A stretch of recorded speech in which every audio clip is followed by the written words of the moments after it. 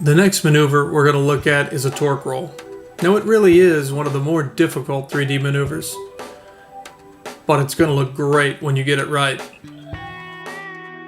The maneuver is basically similar to a hover. The only difference is, this time the aileron input is not used to hold the orientation. We allow the motor's torque to roll the model all on its own, while using the rudder, elevator, and throttle to maintain the hover. This is a truly beautiful maneuver and a crowd pleaser.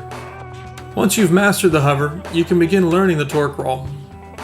To begin the torque roll, enter into a normal hover.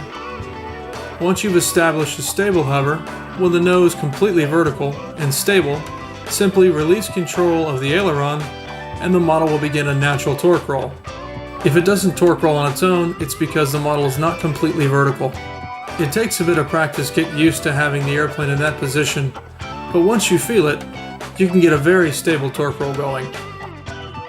The interesting thing about torque rolls is that there's a point where once it starts torque rolling, it becomes really stable and the airplane seems to lock in to the point where it almost does it by itself with very little corrective input.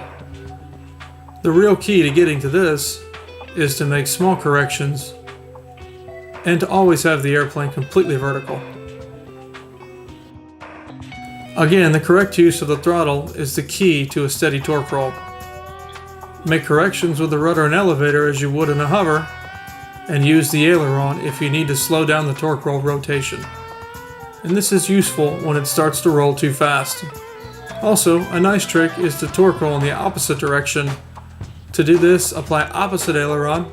Also, you can speed up the torque roll with the use of the ailerons.